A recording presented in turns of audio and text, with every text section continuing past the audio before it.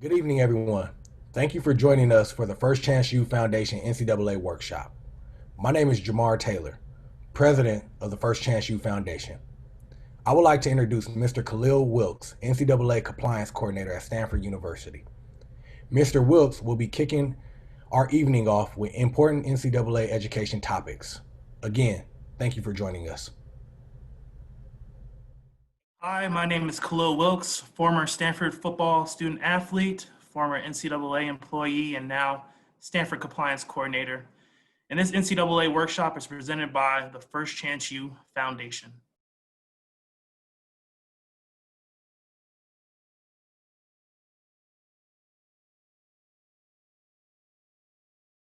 So, for recruiting process and to be a student athlete, there are three divisions in the NCAA level. To play college athletics is not all a Division One or nothing opportunity. There are opportunities not only in Division One, but in Division Two and in Division Three. A brief breakdown would be by school. As you can see, we have emblems next to each one of the divisions. The first one being Division One, my alma mater, a little bit biased, sorry, but Stanford University. At a school like Stanford, you're going to have a larger student population. I believe it's 8,000 or so at Stanford, but at a lot of some of your bigger Division One programs, especially state universities, that can go higher up to 30,000 to 40,000 student athletes. Students at these Division One schools. So bigger student population. Also, there's going to be more revenue that is generated, which of course leads into more scholarships that can be given at the Division One level.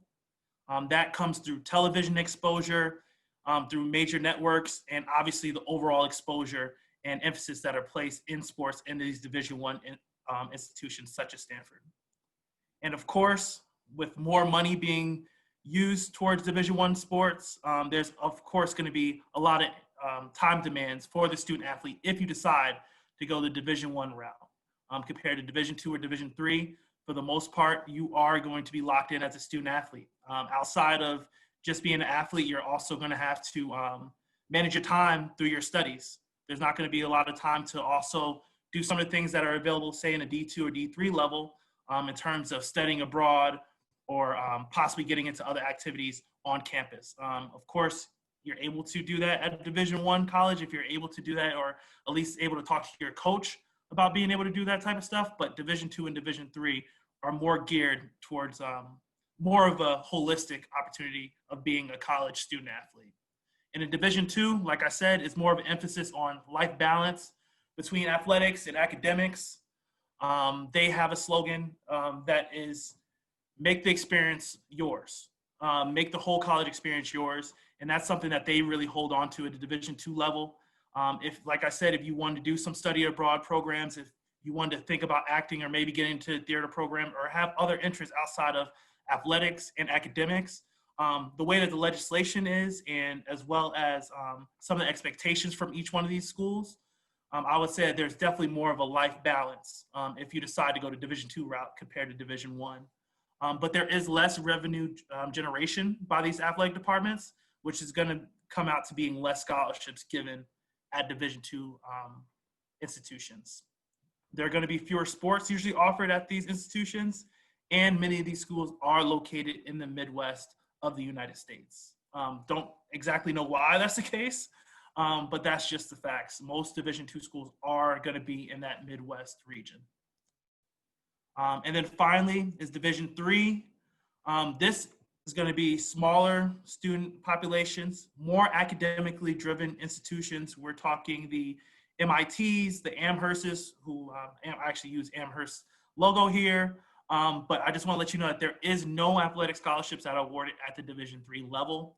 We'll also be looking at shortened seasons, pretty much your regular season and probably a conference championship game, and that's it from the Division Three level.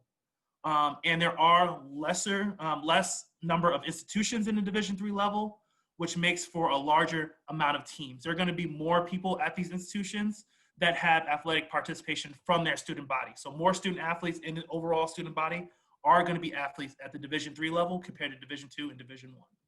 So just so you can have a better outlook and how Division One, Two, and Three kind of break up through the numbers, I have a slide here that shows not only the schools, the amount of teams, athletic programs at each one of these division schools, the amount of student athletes, the average undergraduate enrollment at each one of these schools, how many students are athletes at these schools, the amount of scholarships that are given to each one of these schools, and the average student athletes per school.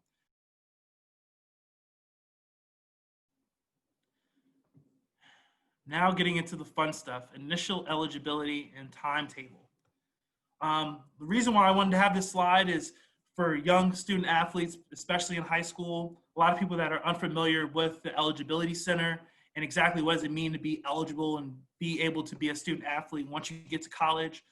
There is some preparation that is needed while you're in high school from an academic level so that you can be academically certified to be a college athlete. Of course, we all know being a student athlete takes more than just being great at your sport. It also means that you have to meet certain academic parameters to even be able to be on that field and be a college athlete. And I think that this initial eligibility timeline should really help those that are watching right now to be able to really line themselves up to be that college athlete and have all their courses and everything set once they're actually seniors and ready to go to their Division I or Division II, Division III programs, to be all right with the eligibility center and actually be eligible to play. So just looking over overall timeline, we have the 4 grades, obviously 9th, 10th, 11th, and 12th here. I know there's a lot of information here, but just small highlights. The 9th grade, I would just say that is a control the controllables year. Again, control the controllables. Obviously, at that point, you're not even sure if you're going to be a college athlete, but the one thing you can do to prepare yourself in case you think that you might want to be a college athlete one day is to earn the best grades as possible. There'll never be a coach that's going to turn you down because you have great grades. I think that if you're able to get on that early, it just gives you a leg up to a lot of other people that kind of think about college a little bit later on. So if you're, already a little bit behind the 8 ball, let's get these grades up in the 10th, 11th, and 12th grade year. But if you're reading this or you're hearing this right now as a 9th grader, 9th grade, you should be earning the best grades as possible. And ask your school, and this is also very important, ask your school counselor. Every school, for the most part, has a school counselor or at least an NCAA eligibility counselor at their school. Even if you might not know them, I would say go out, talk to the administrator, see if there's somebody in your school that deals with this already that knows of NCAA core courses. Okay, this is going to be very, it's going to be very vital when I talk about getting you academically certified. You need those core courses to be able to play on the field once you get to your college after your high school years. So get those grades up and make sure you know your core classes in 9th grade. 10th grade, we're going to register with the NCAA Eligibility Center. And this is huge. We're obviously going to get more into the Eligibility Center in the next slides, but you want to register with the NCAA Eligibility Center. At the end of all these slides, of course, I'm going to have the link of where you're able to actually go into the portal and start your Eligibility Center registration. But for right now, just keep that in your head. 10th grade year, I want to start getting registered with the NCAA Eligibility Center. And by that time, we would like to have between 5 to 7 core courses completed. That's mainly to just keep you on track so we don't have to put more course load in your 11th and 12th grade year so that you can be fully ready to go on in college and have all your core classes done by the time you hit 12th grade. But before we get to that, we do have to get to the 11th grade, right? Again, 11th grade, we're checking with the counselor to make sure that you're going to be able to graduate on time with the required number of NCAA core courses. Of course, we'll want to have this in 4 years. There are options to where people do take a post-grad year after their high school year just to get all their core courses and to become academically certified. But if we're able to control it right now and just be able to have our 4 years in high school and then go off to college, we want to make sure about time we're in the 11th grade that we're checking with our counselor to make sure that we're graduating on time with the required number of NCAA core courses. And we're going to talk about how many required courses we need. This is also a time to where we're going to have to start taking our tests. We're going to start taking the ACT and the SAT and submit your scores to the NCAA using code 999. That is huge. Make sure you put that code in because some things have changed at the NCAA over the past couple of years. And the Eligibility Center, which was once the clearinghouse, would like that code 999. Quick note, I understand for your class of 2021 student athletes, you guys have already heard that a lot of schools are already waiving the test requirement, right? If that applies to you, then of course, you won't have to take the SAT or ACT to be eligible to go to college.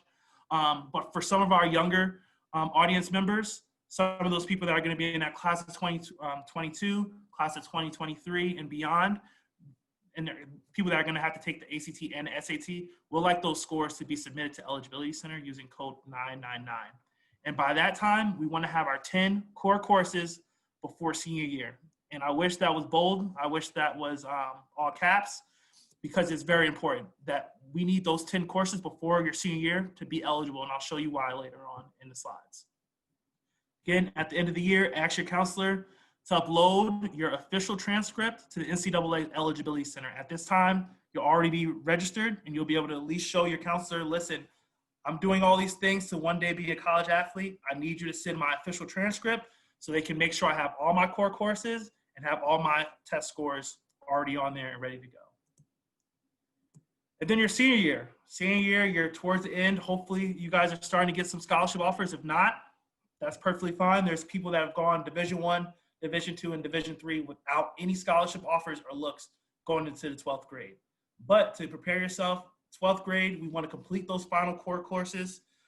If you need to retake the ACT or SAT, retake the ACT or SAT, and again, send those scores to NCAA using code 999 to the Eligibility Center. Okay, and then after April 1, we ask that the students please request their final amateurism certification to the Eligibility Center. And you will know that full process once you already register with the NCAA Eligibility Center, because of course, they're gonna have tasks for you to complete. And that is gonna be your final task to request for final amateurism certification. And after you graduate, again, please ask your counselor to submit your final official transcript with proof of graduation to the NCAA Eligibility Center. Eligibility Center, big topic. Next slide. Okay, I know many of the audience members have heard of the Eligibility Center, or in the past heard of at least the NCAA Clearinghouse. But just to give a little bit more clarification on what exactly the Eligibility Center is and how you register, just want to let you know that the Eligibility Center was formerly known as the NCAA Clearinghouse. Now the Eligibility Center, it's an arm of the NCAA that's responsible for determining the eligibility of student athletes at the Division I and Division II levels. Let me repeat that, in the Division I and Division II levels. So Division III student athletes do not need to register with the Eligibility Center at all. This is the Division I, Division II specific thing. I think for a lot of student athletes, it's still good to obviously still register with the Eligibility Center, because you just don't know if you're going to be a Division I, Division II, or Division III player. So just to be prepared on your end, I would still recommend that all apply and register with the Eligibility Center. And just to be clear, another reason why you would definitely want to register is because all student athletes must register with the Eligibility Center prior to receiving any athletic scholarship or prior to playing college sports in Division I and Division II levels. And specifically going into how do I register, right? The first thing you're going to need to do is you're going to have to create an Eligibility Center account. Now there's two different accounts that you could make. If you think, and I would prefer, I would suggest that everybody take this option of actually creating a certification account. And that's for individuals that want to compete at the Division I or Division II level. And essentially when you register and you actually do your account for the certification account, is really puts you through the full process of what it takes to be academically certified and have your amateurism certified so that you can step on campus that first day and be able to compete and practice with your team. And before, of course, you will need to be certified before you can take an official visit, which we'll talk about what an official visit is later on in the slides, or to sign the NLI. So like I said, even though Division III student athletes or prospective student athletes, prospects, recruits, whatever you want to call it, you don't have to apply for the Eligibility Center and actually register. But if there's a possibility, if you're going to be a Division I or Division II player, I figure why not get that certification account. And there's also the profile page. Now, the profile page, even no matter if you want to play college sports in general, whether that's Division I, Division II, and my Division III student athletes. You are going to have to make a profile page with the Eligibility Center. And that's going to allow you, even though the only difference is it's free compared to the certification account. And we have that here also in the slide. Payment for a certification account to be registered is $90 for domestic prospective student athletes, whether that's in the US territories, or Canadian student athletes. $90 non-refundable to register with the Eligibility Center and get that certification account. Where it's going to be $150 non-refundable for international students. Okay, but like I said, for Division III, if you're just doing a profile page, it doesn't cost. I would still recommend doing both, just to make sure that you cross all your T's and dot your I's. And just want to let you know that there are fee waivers available. You can either contact the Eligibility Center directly to see if you or your parents that are paying the fee for you to be in the Eligibility Center portal, whether that fee can be waived based off of financial need. Okay, a big topic. Outside of course, doing all the things that you have to do to be a great athlete, to have somebody actually give you a scholarship or give you an opportunity to play at their institution, you have to do that not only on the athletic level, of course, but on the academic level. You have to be certified. You have to have certain benchmarks met in order for you to be certified to go and play Division I, Division II specifically, and of course, Division III in the next level. So a couple nuances that are a little bit different from D1 to D2. These are the main two divisions that I'm talking about because those are the only two that you have to be certified with the Eligibility Center on. So Division I, you have to have your 16 core courses. Again, I know we talked before about going to your counselor, seeing what those NCAA core courses are.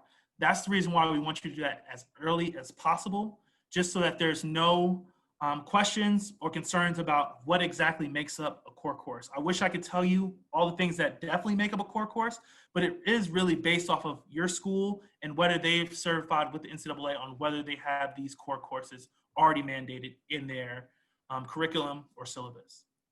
So core courses would normally be your 4 years of English, 3 years of math. Okay, we're talking about Algebra 1 or higher. 2 years of natural or physical science. That will include all your lab work, chemistry, biology, etc. 1 additional year of English, math, or natural or physical science. So you have your 4 years of English, 3 years of math, 2 years of natural science. But on top of that, out of one of those core subjects, you're going to also need 1 additional year. And then you have 2 years of social science as well. Social science, of course, history would definitely fit under moniker of social science. You need 2 years of that, and you also need 4 years of additional courses. That's something that can sometimes get tricky based off of which school you're going to, but your foreign languages, your Spanish, your French, your Latin, all those things are going to fit under foreign languages. If you're at a private school, possibly comparative religion, world religion classes could also count within that 16 core courses, as well as your philosophy class. But like I said, these are things that you're going to want to make sure with your counselor at your high school to make sure that these are core courses that the NCAA mandates as core courses, to where you know for sure that you have these 16 and you're ready to move on to the next step and be fully academically certified. And another huge step, I know I mentioned this before, if you look back in the previous slide about grade 11, you want to have 10 courses completed, or you need 10 core courses completed, including 7 in your English, math, or natural sciences before your 7th semester. So to put that in layman's terms, you need 10 of the above courses by the start of your senior year. Okay, and that's something that if you come to your counselor your 12th grade year and you're 4 or 5 units behind or 4 or 5 courses behind, it's not much that counselor is going to be able to do for you. But the thing that I'm trying to emphasize, at least through this presentation, or other counselors and role models around you should be emphasizing, is if you get on this early enough, you'll be able to see whether you have those 10 courses that you need and what you actually need to make up in that 11th and 12th grade year. And Division I, they do have an overall mandate of having a minimum of a 2.3 grade point average in your core courses. And of course, it's something that you're going to want to work with your academic advisors or either a counselor at school to make sure that you have not only a 2.3, but in those core courses, your Englishes, your maths, your natural science, etc. And Division I does have a sliding scale. In the next slide, we're going to show what that sliding scale means. But essentially, your grade point average has to match a certain ACT or ACT score. SAT or ACT score for you to be able to be academically certified. Of course, the higher the GPA, the more given ground they give on that ACT and SAT score. Even if you didn't score that greatly, your GPA can bring you up, and vice versa. Say if your GPA isn't that low, but you do really well on the ACT or SAT, it can even out and you can be academically certified. And we're going to get more to that in the next slide. But outside of Division I, Division II is very similar. And as you can see, it says complete 16 core courses. But there's a couple facets that are a little bit different that I want to highlight. Really, it's still the same core courses of math, English, natural science, and social science, right? With those additional courses, right? The foreign languages, the world religion, maybe philosophy, depending on what your school deems as a core class. But instead of 4 years of English, they allow 3 years of English in the Division II level. But there are other changes, right? There's 12 years, I'm sorry, not 12, that would be terrible. 2 years of math compared to the 3 years of math at Division I level. But when you still add up all the core courses, they're still going to demand that in those main courses that you have 16 of them that you're using for your GPA to show to the eligibility center. The GPA requirement is a tad lower. It's not a lot lower. It's at a 2.2 in your core classes. And that is the 2.3 in Division I and the 2.2 in Division II are the bottom bar. So anything lower than that, then you have you should have real concerns of having to either academically register or possibly not be able to qualify and have to find other options to be able to be academically certified to play in college. And one thing that's changed since 2018, before there was no sliding scale in Division II, there's a sliding scale for Division II as well, which we'll show in the next slide. Okay, I know that this looks like just a lot of numbers and pretty confusing, but for the most part, this is just a representation. These things are also found on the ncaa.org website under the Eligibility Center. You can make a simple Google search as well into Division I or Division II sliding scale and be able to find the same information. But I did want to emphasize this just so you can get a visual or start to think, right, what SAT score, what ACT score I might need based off my GPA. So as you can see on both scales, the higher your GPA, we looked at the very top left here for Division I full qualifier sliding scale. If you have a 3.5 GPA, they'll allow for your SAT or your ACT to be a little bit lower than they would like, right? At a 400 for a new SAT, 400 for an old SAT, and 37 some combined for the ACT. And of course, the numbers that you need for your test scores, they only go higher the lower your GPA, right? So I would definitely emphasize, that's why we said freshman year, try to have the best grades as possible, because the higher your GPA, the less pressure you'll have to absolutely knock the SAT or ACT out of the park. Okay, so here's where we get into some more of the COVID specific situations, especially when it comes to enrollment and recruitment. I understand that, of course, COVID has put a lot of us in a whirlwind of exactly what do I have to meet to be academically certified.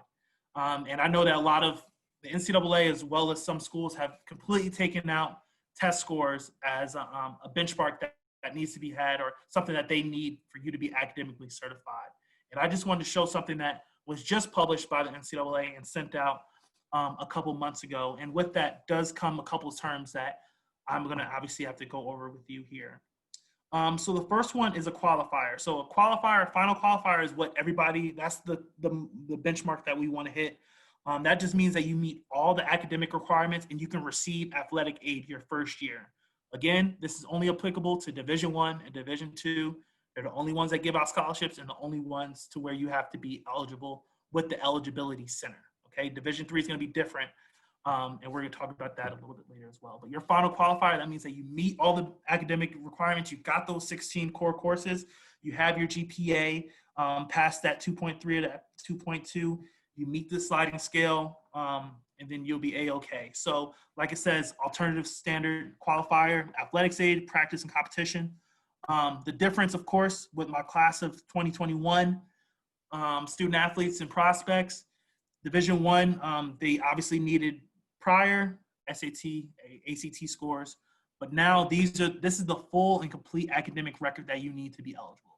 You still need the core course progression, right? You still need those 10 core courses before your 7th semester. You still need the 16 core units in the required subject areas, right? We're going to go to our counselor, make sure that these NCAA core courses are going to be able to be counted by the eligibility center so we can be academically certified. And a proof of graduation. Proof of graduation is as easy as, it should be on your transcript actually, but when are you graduating, and make sure that you're graduating, because of course, you can't be a college athlete, student athlete without graduating high school. Division II, not much changes. The only thing that changes is from that 2.3 core course GPA to a 2.2. There's not a core course progression, but for the most part, if you're going to get your 16 core courses in, you still want to go through that same level of having 10 core courses, your English, math, sciences, etc. And before that, your senior year of high school. Now there's an early academic qualifier, and this is based off of your academic record after 6 semesters. So 6 semesters, that'll be your freshman, your sophomore, and junior year. And it means that you're eligible to receive athletic scholarships to practice, compete with your team during the first year of your college enrollment. And essentially you want to make sure with your college compliance officer, or, if you already know what school you're going to, or with your high school compliance officer, just to make sure that you have all the qualifications needed to be an early academic qualifier. And in that, it would be before your senior year. You have your 14 core units in the required subject matters. Subject areas, the math, science, etc. But you're over a 3.0. These are for the high achieving student athletes that want to be certified earlier, before their senior year. Maybe they're getting a lot of recruitment, or they know for sure where they're going before their senior year. If you want to be early academic qualifier and make sure that you're all good before senior year, these are the benchmarks that you have to meet. There's the only difference between D1 and D2, a little bit shorter on the GPA side. Division I over a 3.0, Division II side over a 2.5. But I'm sure we're all, of course, aiming for that over 3.0. Now, academic redshirt. Academic redshirt means that you're eligible to receive athletic scholarships and to practice, but you're not allowed to compete. You're not allowed to compete, at least during your first year in school, until you get your grades up to a point to where you're academically certified to be able to play. Obviously, this is not the ideal situation, right? We all want to go to our college and be able to play right away, but this also gives you some type of background, at least, on what happens if you don't meet those benchmarks, unfortunately, and you have to academically redshirt. Now, I just want to let you know that that's only in Division I level. Academic redshirts are not available in Division II or Division III level. And for both of those levels, essentially, you would have to enroll, get your grades up in order for you to be able to compete at any Division II or Division III school. And you wouldn't be on any type of scholarship while you're waiting to get your grades up. And that's the only difference between Division I. In Division I, while you're on your academic redshirt, you're still on scholarship. You're still going through classes, the same college classes, but you just can't compete, which really stinks. But you have 16 core courses in the required subject areas, and that benchmark is only over a 2.0 GPA, and they will need a proof of graduation. Of course, they need to know if you graduated out of high school. And the last one is a final. You might hear final partial qualifier, just partial qualifier. This status is only for Division II schools. So if you're going to Duke, if you're going to Stanford, if you're going to Cal, Berkeley, San Jose State, this is only for Division III. So this partial qualifiers do not apply to those schools, only Division III. And athletes with this status can receive, I'm sorry, not Division III, Division II. This is only for Division II schools. And athletes with this status can receive an athletic scholarship and practice with the team, but like those academic red shirts, they're not eligible to compete your first year. So we talked about academic red shirts and how that's not applicable to Division II. Well, they have another facet in terms of being a partial qualifier to where you still receive athletic aid in practice, but you can't compete. And the benchmarks for that are still your 16 core courses. Guys, you're going to need your guys and girls, you're going to need your core courses to be able to be a college athlete, no matter how you break it down. So make sure that you talk to your counselor about those 16 NCAA core courses. And you have to be over a 2.0 core GPA and have to have proof of graduation. And just a small tidbit about Division III. If you're planning on attending a Division III school, you do not need to register. Again, you do not need to register with the NCAA Eligibility Center. In terms of admission standards, we just went over the whole sliding scale. We went over core courses. That does not apply to Division III. A lot of those other facets are put in place for academic scholarship divisions like Division I, Division II, and not there for Division III. But that doesn't mean that you can just not have any type of academic certification getting these schools. In fact, your academics are probably going to have to be higher to get into these Division III schools. Okay, finally, the more fun part, right? The reason why we do this, outside of the love of the game, of course, is the money, right? The scholarships, and our opportunity to be able to at least tell our parents that they don't have to pay full tuition for room and board for us to be able to go and be student athletes, right? So just want to let you know, at NCAA Division I and Division II schools provide more than $3.6 billion in athletic scholarships annually. Let me say that again. Division I and Division II schools provide more than $3.6 billion in athletic scholarships annually. I say this and I emphasize this only to say that money is out there. Scholarships are out there.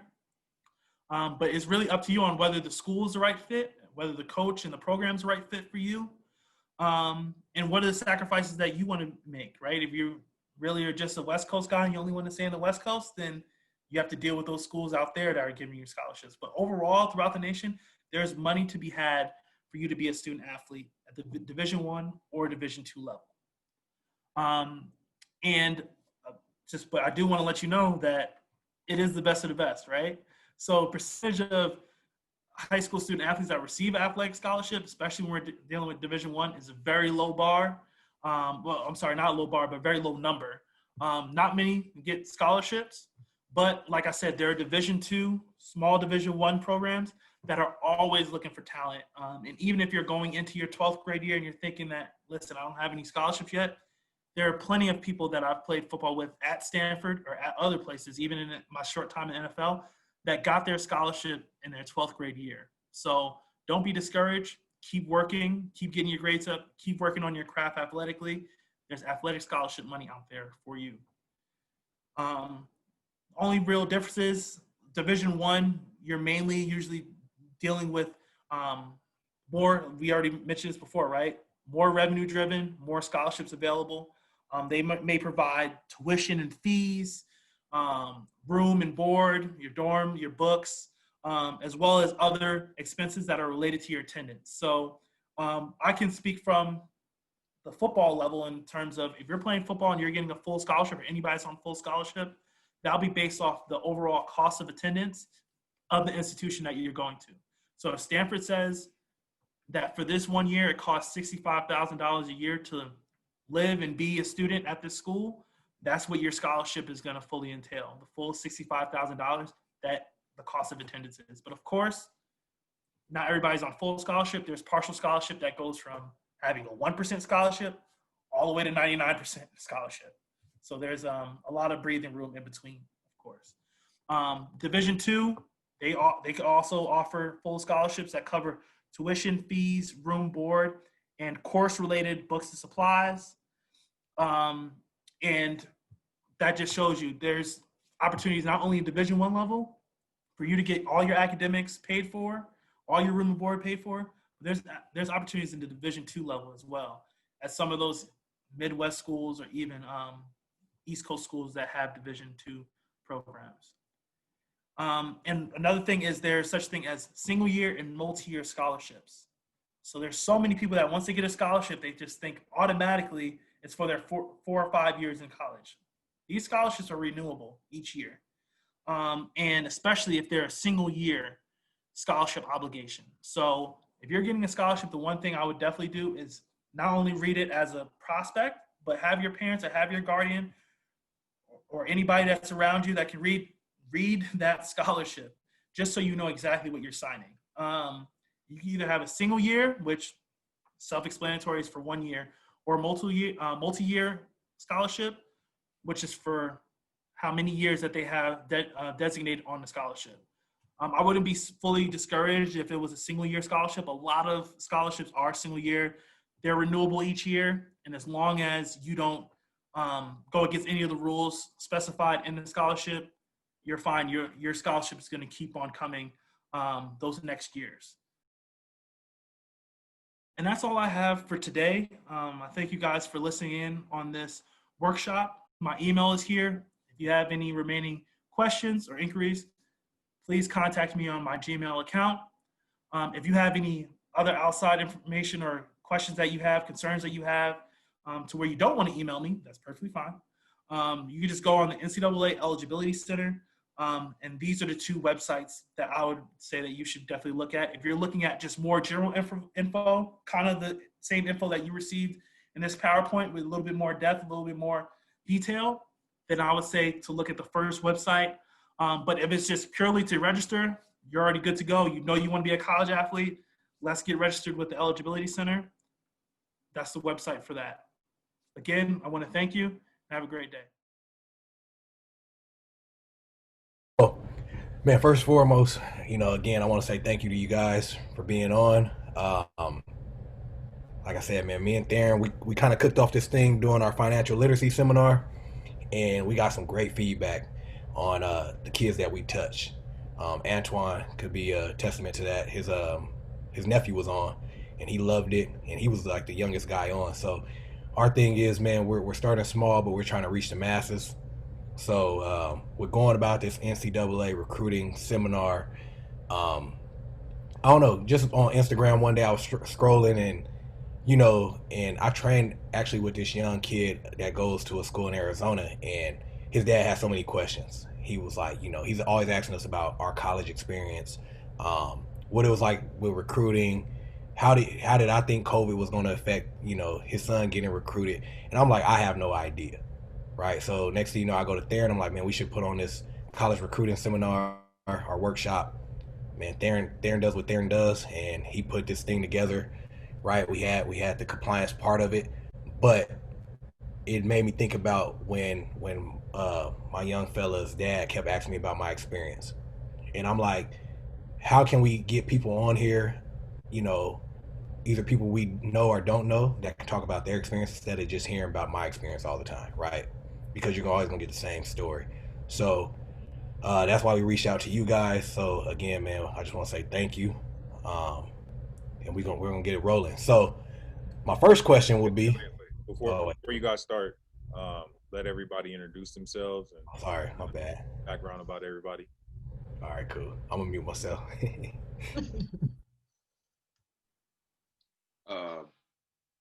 My name's Steve Aldridge. Let me see, make sure y'all can hear me. We good? Yep. Yeah, my name's Steve Aldridge. I played men's basketball at San Diego City College, down in San Diego, obviously, and then transferred on to play at Division II in Colorado, called Western State, Colorado University. And right now, I'm a graduate assistant coach at Eastern Washington University.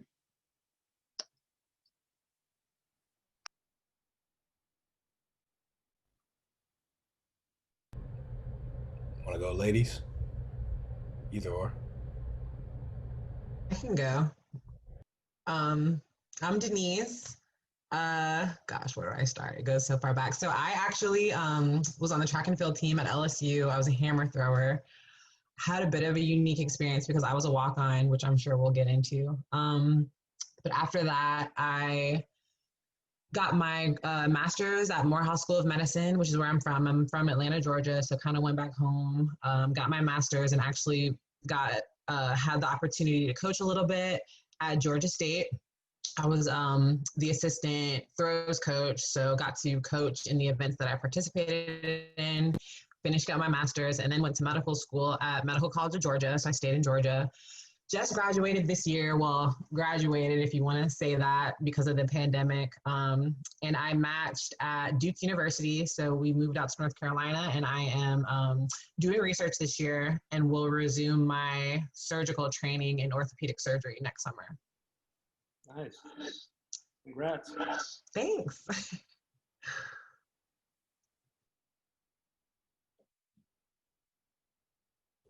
I don't know if I want to follow up after that. I'm Brianne Shelton.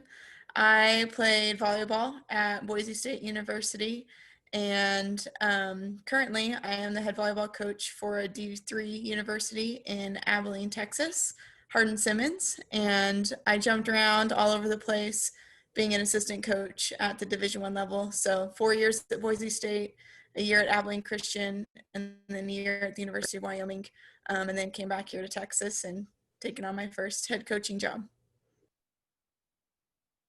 Congrats also.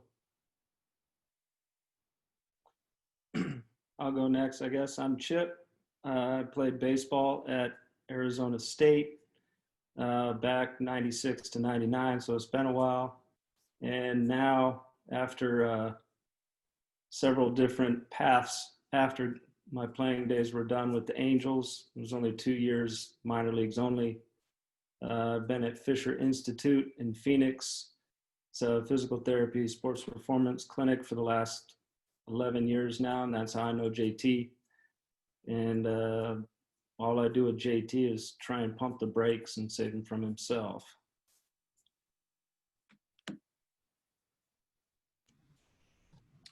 I'm sure he make you do that a lot, Chip. That dude's got wind speed, man. He always trying to get better. I'm Antoine Murray. I played at Boise State with Jamar for 4 years. I played football with him, of course. And then my current career, I'm an NFL scout for the Tampa Bay Buccaneers, and I cover the Midwest territory. Yeah, I'll go next. Will Clay. I'm from Phoenix, Arizona. Went to University of Oklahoma, University of Florida. Ran track there. I'm currently two-time Olympian and preparing for the Olympics coming up this year or next year. It's supposed to be this year, but yeah, that's what I'm working towards right now. So just on the track for that.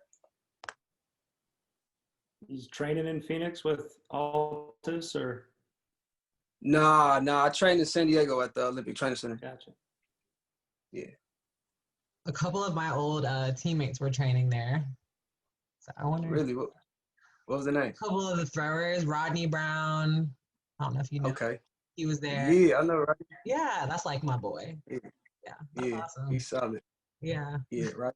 Did he retire? Is he still? I thought he. I think he's gonna try for next year. Yeah. Oh, okay. Cool. Small world. It is. Did you say what events and I missed it, or what event? Oh no, yeah, I didn't. My fault. I'm lacking on my introduction skills. I did the long jump, or I do the long jump and the triple jump. Damn. Yeah. Well, I pass that all the time, so it's probably easy to miss. No, you good. all right, we're gonna get rolling. All right, so everybody kind of go on about their days, but again, man, appreciate you guys. So we're gonna start off with the first question. So my first question would be to you guys: describe your recruiting process, and what do you remember about it? I mean, I remember mine's. My recruiting process, was Twan coming to pick me up in Bourne, Boise, but somehow, some way, he got me to commit there. So if you guys, man, can explain your process and what do you remember about it? I'll go first. The thing that I remember about my recruiting process was the night Chris Peterson came and sat at my kitchen table, and I remember him talking to my mom, and my dad. Um, I was looking and searching for a place that felt like as close to home as I could be with being away from home. And I was also looking to be around genuine people and good dudes and good men who was definitely um, not only just concerned about my well-being as a football player, but just as a person, and was going to try to help me grow as a man, because I think that's, that gap right there from 18 to 22, 23 years old. I think you grow probably the most in those years and kind of start shaping who you was going to be. And I remember going on that recruiting trip, and I remember the process of just kind of all the other coaches that I had talked to at that point, and then talking to Chris Peterson, and then hearing his vision, hearing the type of man that he was, and then meeting the staff, meeting Marcel Yates, meeting Jeff Choate, meeting Justin Wilcox. And once I met those guys, I'm like, all right, this is real. Now, everything that this guy's told me, me and my dad have came up here and he showed that, they showed that to us, the hospitality, and then just getting around the players and listening to those guys, just kind of watching how they operated, just kind of watching, how they interacted with each other. And everyone on that team that I was around on my recruiting trip, they genuinely liked each other. Like, I felt the sense of family there. They all had each other's back. And it was guys from New Jersey, a guy from Los Angeles, Washington, just guys from so many different areas. And you would have thought that these gentlemen had been raised together and grew up together their whole entire life. So that was a really important part of the process for me, just the trust factor, the family atmosphere. And then for anybody who haven't been, the city of Boise is second to none. That's one of the safest places to live in America. Just really nice people, nice scenery, just a place where you can really go and just kind of down and really open your heart and really grow as a person and really grow as a young man.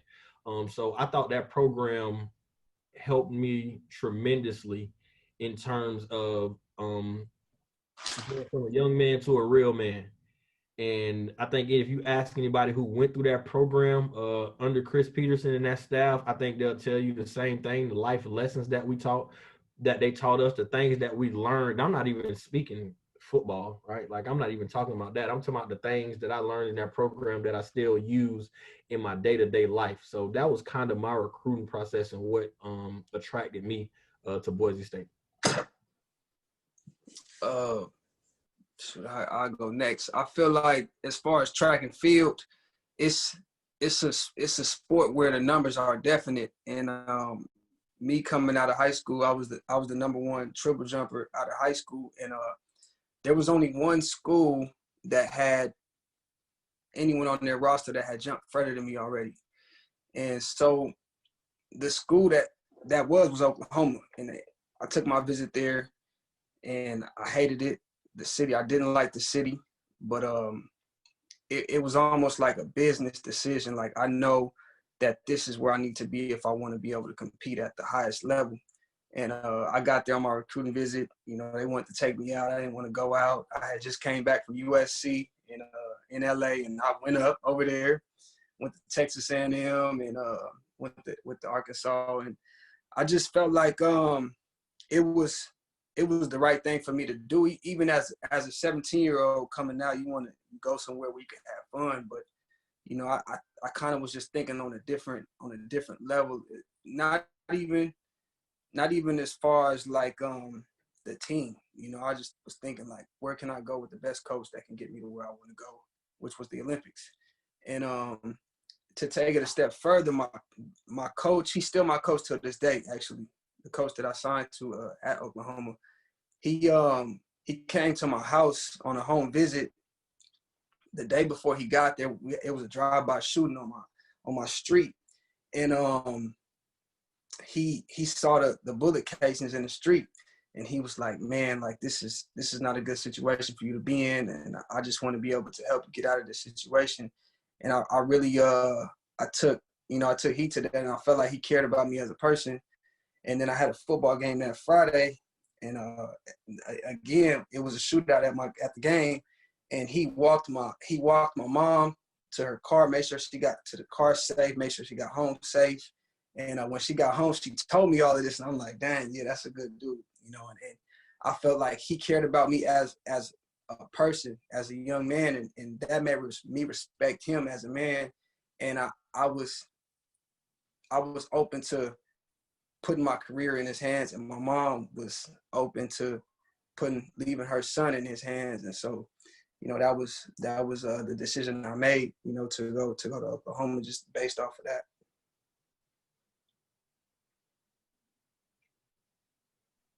I'll go next.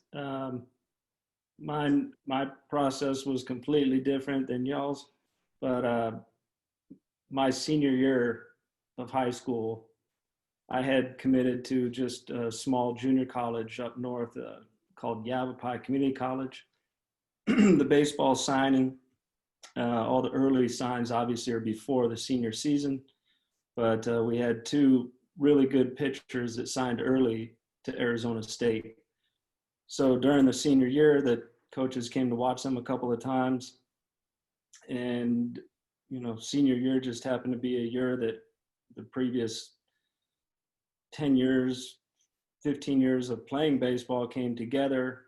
We won the championship. I hit over 500.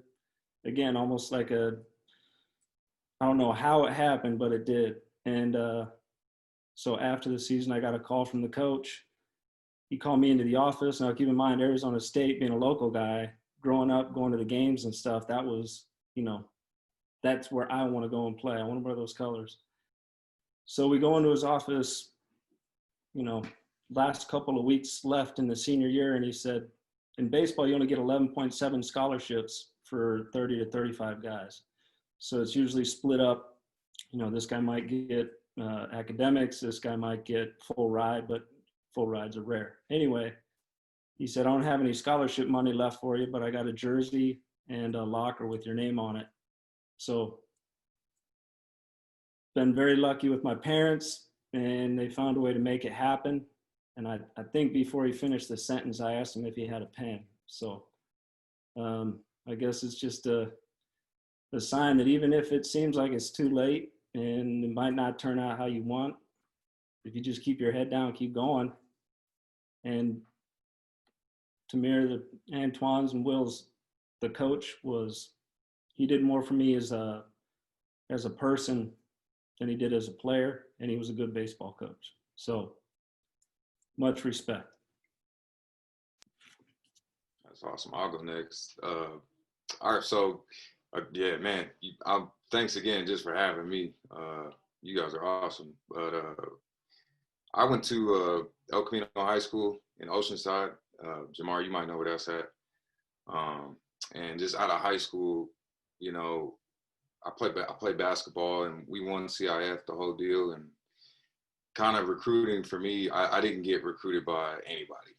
Like, I didn't even know if I was that great. And I remember talking to my high school coach and being like, you know, I want to go play college ball. I think I could do it. And he was like, well, you know, I know a junior college coach. Go check him out. He's down in San Diego City. The guy that coached there, he's still coaching there, Mitch Charlins, kind of gave me an opportunity, which, you know, in California junior college, you don't get scholarships or anything of that nature. And, you know, it was more of just an opportunity for me to continue playing. And I remember, I had to try out with about 30 other dudes that looked just like me from all over San Diego. A couple of them that I'm still really good friends with, and made it, you know, on the team, and just learned a lot about myself as a man, as a person, basketball player. And the recruiting process for me going into junior college was so different from, you know, going from then a junior college to the university level.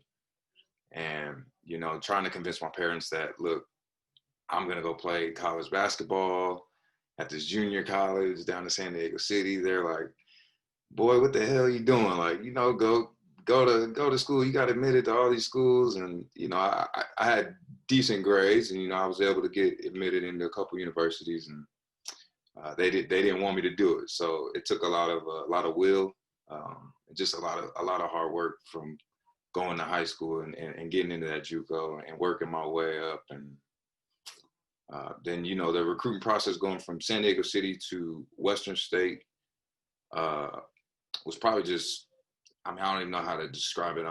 The things I went through in junior college where, you're trying to get this scholarship to a 4-year. And so you have to perform, and you only have 2 years to do it. And, we say now in the coaching business, the 2-year college, it either makes you or breaks you.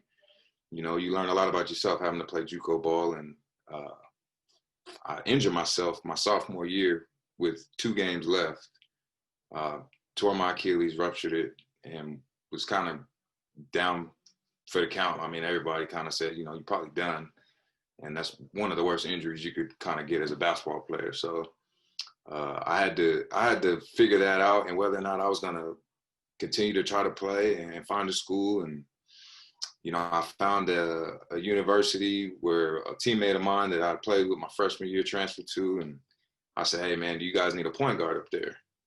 And he, talked to his coach. Coach said, have him send some film. And I must have spent about 3 or 4 hours just trying to make the best highlight tape I could have made. And, I sent it to that coach out there, and he liked it, and was the only guy out of one other school, Eastern New Mexico, that I had sent the tape to that was like, you think you'll be able to play or not? And I said, yeah. So he brought me out on a visit, and, I signed the papers right then and there. And for me, it was just an opportunity to go somewhere where somebody kind of believed, like you were saying, Twan, believed in you, and gave me an opportunity to just continue to play basketball. And I took that and I ran with it, and that's part of the reason I wanted to coach, was just for all the people that gave me opportunities when I didn't necessarily have the 5-star schools or recruit or none of that. You know what I mean? So that was kind of my recruiting process.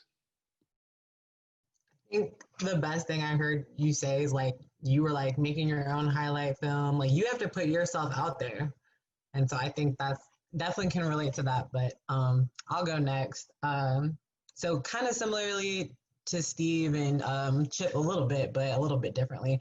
I was a walk-on, so I didn't know anything about the recruiting process. I'll probably learn a little bit just being on this Zoom with you guys. But my twin sister and I primarily were ball players. So I played basketball my entire life. I make the joke that I came out of the womb with a basketball in my hand. But we got some looks from some smaller D1 schools for basketball, but just playing so long, I was a little burnt out, and I knew I wanted to go to medical school eventually. So I was being an athlete my entire life. I was actually fully prepared to be a regular student. And when it came time to look for colleges, I had pretty good grades. So I got into a good amount of schools. I got some academic scholarships. But I really was looking for a school and choosing a school just to be a regular student. And so that was definitely different than my friends that were going for athletic scholarships. But I played basketball with this family, and almost their entire family had gone to LSU.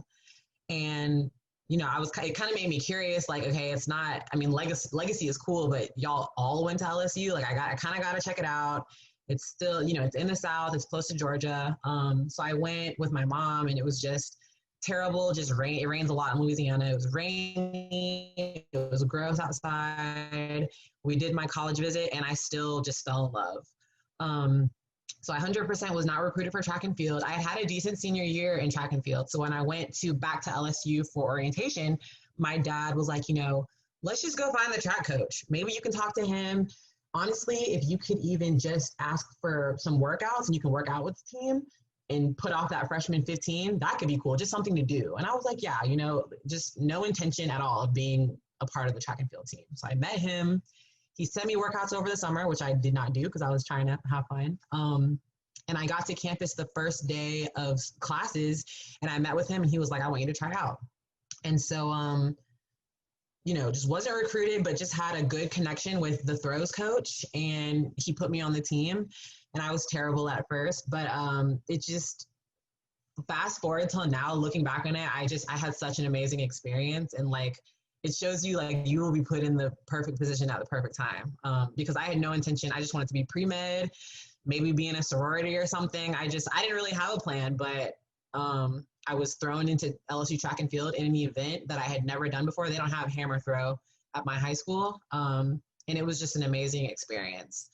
So I hope to learn more about the recruiting process from y'all, because I definitely didn't go through that. But coaching college when I was in grad school, I got to learn a little bit more about it because through my athletes. But yeah, I definitely had a unique experience. So I am from a really small town in Colorado, and I had to travel 2 hours one way for club practices. And so my family committed my 8th grade year to help me chase my dream of playing volleyball in college. And I knew that club was a huge platform for college coaches to recruit from, and still is. And so we committed to that and went on that journey. And by my junior year, I started really pursuing recruitment, and that meant a lot of time of me spending to get exposed. And so at the time, I remember actually mailing DVDs of a highlight film, which nowadays seems so silly since we can just use YouTube or Huddle or any other easy video platform.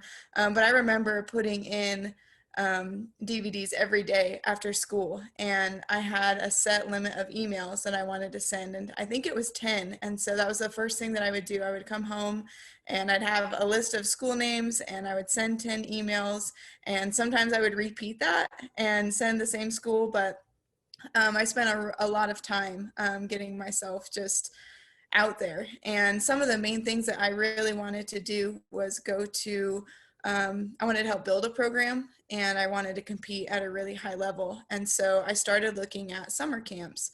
And so I traveled around and did some college prep camps, and that was a really great way to get to know the coaching staff like on the court and see what kind of coaches they were and what kind of style of volleyball that they ran and what their teammates would be like, and just get a good idea of what the culture was. But my junior year, I took an unofficial visit to Washington State, and I was really excited about that. They were in the Pac-10 at the time and was arguably one of the best volleyball conferences in the country. And I wanted to compete at the highest level. And so anyway, I went there, and 2 weeks later I committed. And very similar stories. I love the coaches. I love the team. I just felt very loved and welcomed when I got there from the first second that I was on campus. And it was really important to me to be playing at a really high level. And my senior year of high school, the coaching staff that I had committed to actually left. And so who I thought I was going to play for was changed really quickly. And I still felt like that was where I was supposed to be and wanted to be competing in the Pac-10 and loved my teammates. And so I went and had a different experience than I expected, and just didn't really feel like the fit was as good with the coaching staff. And so I ended up transferring after my freshman fall to Boise State. And that transfer process was very similar to the beginning recruiting process of just sending a lot of emails and setting up phone calls and sharing video. And we had actually played at Boise State for a preseason tournament, and I had gotten some type of tournament award. And so I knew that they would remember me, and they knew who I was. And I loved the campus when we went there and played. And so anyway, I actually drove myself from Pullman, Washington to Boise and took a visit there and committed another week later. So I kind of got both ends of it, but I just remember it being a lot of work. And I still tell prospective athletes today, like, it really is a lot of work, and it's a good snapshot of the amount of work and the demand that it's going to be when you actually get to college and what that looks like to be a student athlete. And so I always tell people, don't let your mom do it and don't hire a company to do it for you. If you really want this, then you need to put the time into it. And if you don't, then it's gonna expose really quickly that you're probably not cut out for the demands of what it's gonna be when you get to college. So that was kind of my recruiting process, and it was well worth all of the work, and 10 times over. But it certainly is a big process to get through. All right, thank you guys. Can you next kind of describe a typical day as a college student athlete and just how you manage your time with athletics and academics? I can go first on this one since we had practice today. But I guess for myself, from what I can remember, the days are long, and I remember being from San Diego and waking up and it was 0 degrees in the wintertime, and you're asked to go to the gym at like 5 a.m. for weights, and you're with your whole team and you're in there lifting from like 5 to 6. Then you get on the court, you do sort of not a whole practice, but a mini workout with maybe guys in your like position. And then from there, I remember going back home, making breakfast, and getting ready for class. Probably have class from like 8 to 11, 12. And you're required to, as a team, coaches tell you to sit in the front class. You can't have your hood, your headphones on. So you can't fall asleep because those professors are going to hit your coach up. So you got to be, alert and listening. Then from 11, 12, you're getting lunch. You're starting practice at 1, right? And that's, kind of the highlight of the day. So you're trying to get yourself mentally prepared the whole morning to go to practice at 1 to maybe 3, depending on how nice your coach is feeling or what y'all need to work on. Afterwards was usually treatment. I know for a guy like me, I need a lot of treatment. I didn't bounce back that quick just with my foot, my injury. Maybe team meetings or anything like that, tutoring, if you're struggling in a class. And by the time, you get out of the facility, the gym, you're getting home at 4 or 5. And then by that time, you're starving.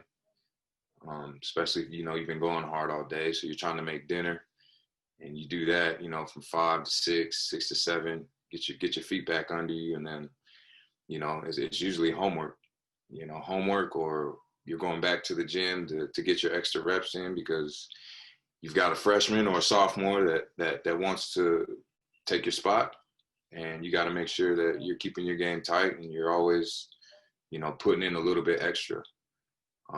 So it's a long day. And looking back, it's like I wish I could wake up tomorrow and have that day, you know what I mean? Be able to put those shoes on one more time. But yeah, that's kind of what I remembered answering that question. I can definitely go next. One thing I would say is nice about being a college athlete, even as a walk-on, before I ended up getting a scholarship later, but even as a walk-on, you have a lot of the same expectations of everybody else. But it's nice because you usually get to schedule your classes before anybody else, the rest of the entire school. So it's good and bad because, you get priority. You can try to, I had it down to a science by senior year, but you can make the perfect schedule, but you do have to schedule your classes around practice. So at LSU, we didn't practice or really do any like team workouts super, super early in the morning. They made sure we practiced at 1, 2 o'clock in the middle of the afternoon when it's hottest to kind of condition our bodies to just to be able to withstand the elements. We'd go to Texas, we'd go to Arizona, we'd go anywhere, and we'd pretty much be able to kind of, be in that weather and be fine because we practiced when it was so hot in the day. So practice was in the afternoon. So I was in class all morning. Just kind of like Steve was saying, like 8 to 11, sometimes a little bit earlier. And then, you go and grab lunch, you go and do whatever you need to do. and you go to practice. So I didn't require too much rehab or things like that. I would get rubbed out. I kind of had started having some back problems. So that was really like the only area I'd need rehabbed. And then I go to practice for 2 or 3 hours, and I'm pretty much done with everything track and field wise by 4 or 5 o'clock. Being pre-med, we had to do, I had a scientific lab, chemistry, physics, what have you, almost every semester. So unfortunately, I was in class probably until about 10 o'clock at night some semesters, because those labs, if any of y'all had to take any, are like 7 to 9 p.m. or 7 to 10 p.m. So sometimes, you don't get the best schedule. But one thing that I just really want to mention that I had a really good experience with is, especially on the track team, all the spring semester and sometimes even at the end of the fall semester, we're traveling. So some weeks I was gone 3 or 4 days the entire week. And I think it's really important that, just like Steve was saying, sit in the front of your classes or kind of try to have somewhat of a personal relationship with some of your teachers, especially in those classes that are important to you, because when you're traveling and these things build up, my personal experience was, some of my science professors knew I was pre-med, also knew I was on the track team. And when I would miss tests or miss assignments, they were extremely lenient about me making them up and just being flexible with me because they took me seriously. I was by far not a straight A student, but just taking the extra time, meeting with them after class and explaining to them, like, I'm not going to be in class every day, or I'm not, I won't be here for this test. When can I make it up? If you're the type of student that sits in the back of the class, is on their phone, just doesn't take class seriously, because you are a student athlete before you're an athlete. You're a student. Like, you're here to graduate. That's the only reason you go to college, is to graduate. So kind of just establishing somewhat of a positive and serious rapport with your teachers will really pay off as an athlete, because you're going to miss a lot and you're going to need them to be on your side. So that's one thing I will say. I didn't have a crazy tip, day to day. It was really just about getting the things done that I needed to get done and getting to practice on time, because my coach did not play showing up late. I would say my schedule was very similar to both of you guys. Another thing that we had was study hall hours. So as freshmen, I remember us having like a required, I think it was 6 hours a week of structured study hall. And then we had kind of a tiered system based off of your cumulative GPA for how many hours you had in addition to that as you were sophomore, junior, senior. I also remember it being a lot harder moving off of campus because you just have more adult responsibilities of taking care of your house and going to get groceries and cooking for yourself. And so that was another transition, and learning how to manage your time when it's already really in high demand. Taking care of your schoolwork and then taking care of yourself physically, and all of the things that come with practice and lifting and treatment and all of that. I would also say that we were athletes year round. So even when we weren't in season, we were still lifting 4 days a week. And then we would have more like individual or small group practices 3 or 4 times a week, just based on the training segment that we were for the NCAA rules. And then we were there pretty much the entire summer. So we would take summer classes, help run our summer camps, and then we still trained. So we practiced together as a team, and we lifted every morning. And so it really was just a year-round commitment, not just when you were in season in the fall. For sure. Definitely a 24/7, 365 commitment. I feel like, Twan, you was going? Okay. Yeah, my schedule was similar. 6 a.m. weights, go to class from 7 to 1:30, practice from 2 to about 4, and then it would be like I guess like a dinner, and then from there we had a mandatory study hall. That was for all freshmen. We had mandatory study hall, which was good. I feel like it made sure that I stayed on top of, my work. And if I ever had any homework or papers to write, it was people there to help me out. And I think we get so many resources as athletes that we don't always take advantage of. and as a freshman, they made us do that. And that was a good introduction for me, because from then on, I was like, okay, yeah, I know where to get my help from. And then, just tapping in with my teachers, making sure I had a good rapport, pulling up to all the office hours, just to pop in. Hey, miss, my name is Will Clay. I'm on the track team. And, I just wanted to, introduce myself. There may be times where I may not be able to do this or that, but just wanted to let you know now that things may pop up. And I think they appreciate that. I think, as an athlete, some teachers look at you like, you're not special and nothing like that. But when you just come to them as a student, they respect that, and they're willing to, to help you in different ways. But yeah, I feel like my schedule was similar until when I moved off of campus. That was when it was a little tougher, because now I got more time. I don't got to go to mandatory study hall. I still need to go to the library and this and that. And it's like, now I got to drive from home. And I think then was where I had to be more strict on myself with my schedule. And, that just came down to just being disciplined. Obviously we all know student first, athlete second. So, I had to make sure that I was taking care of my grades and, just getting things done, taking care of my house, making sure that I was eating right. It's a 24/7 thing. You got to make sure you're getting your rest. You got to make sure that your diet is on point. They help you with that. We got our own athlete cafeteria at OU, and obviously practice and training and watching film. Because as an athlete, you want to gain that edge. So it may be times where you don't have a mandatory film session with your coach, but you at home. You at home. You got an hour or so before bed. Watch film or do extra core work or whatever it was. That's what I did, just to where I could get ahead. And prepare myself to be the best athlete. That I wanted to be as well. So for me, it was 24/7.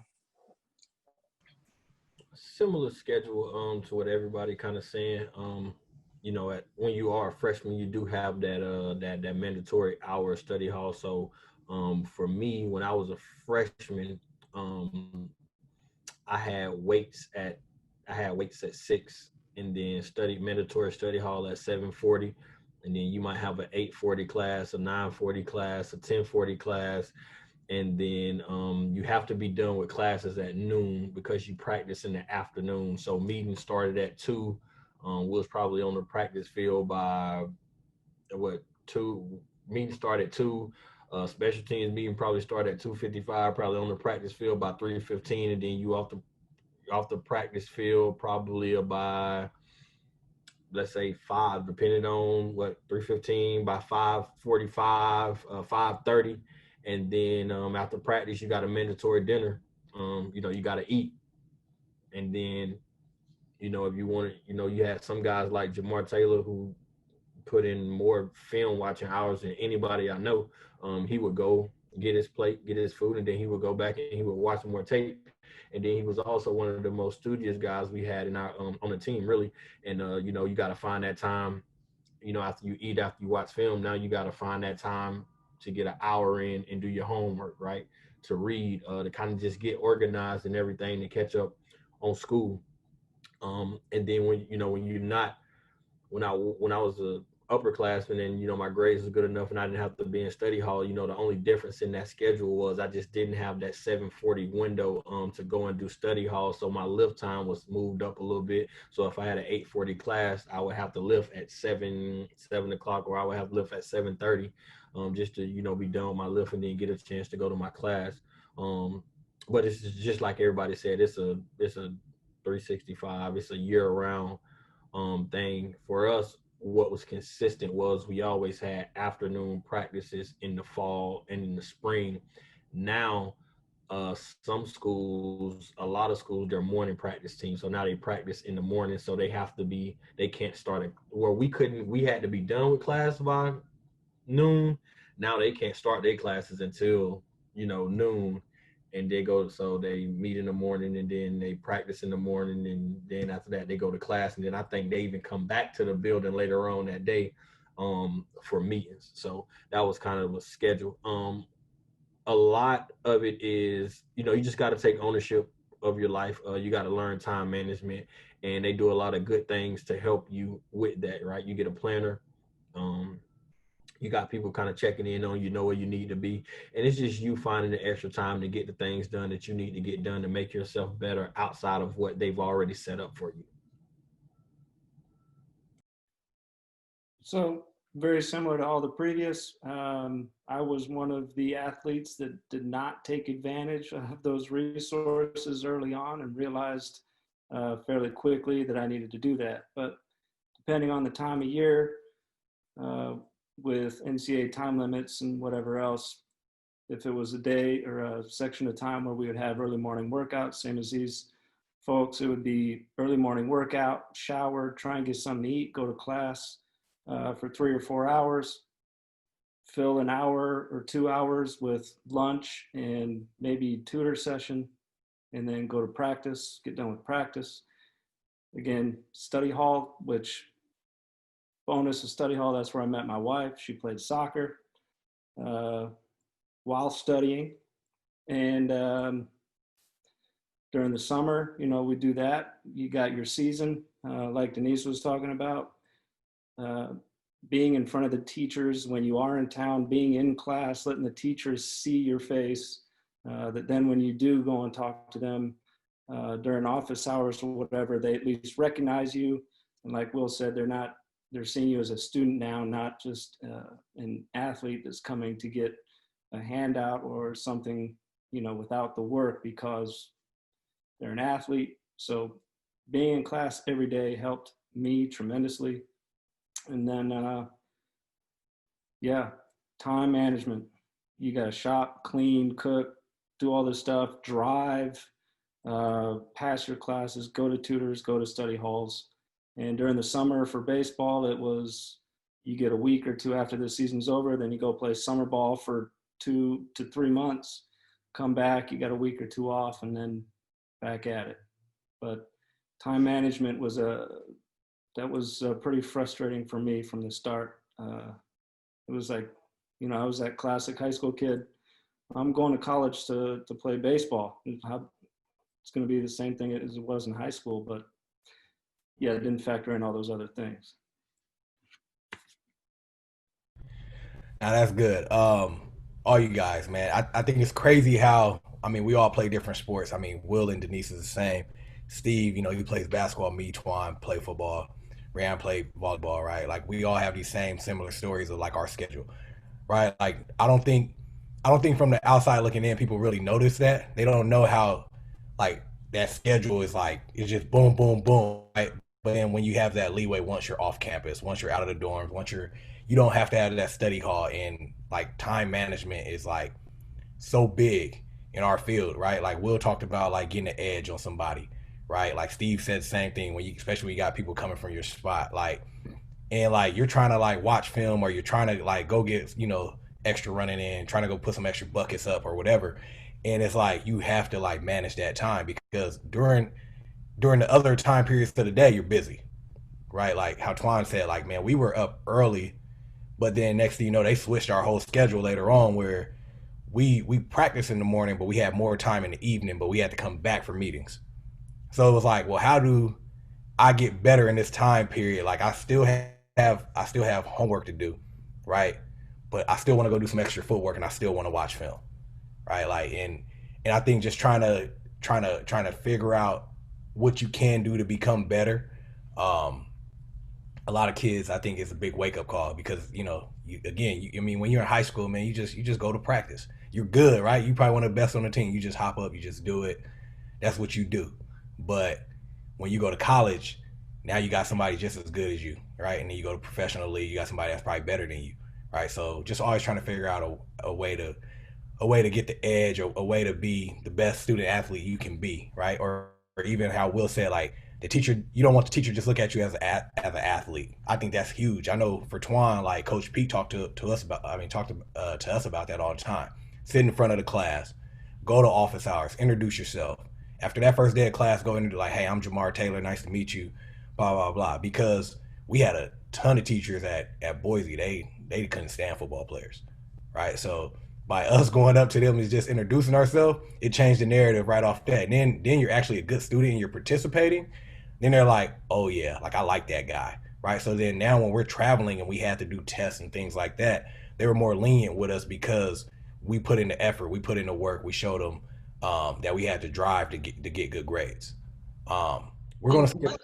Sorry, one thing I just wanted to add to that is for any, student athlete or students that are like listening or parents or whatever that like maybe considering, we all want to play sports, we all love our sport, but school, after school, professional school, graduate school, Jamar, that's honestly the best advice you can give, because what are you going to do when it's your junior year, you're applying to business school, you're applying to medical school, you're applying to veterinary school, and you need letters of recommendation.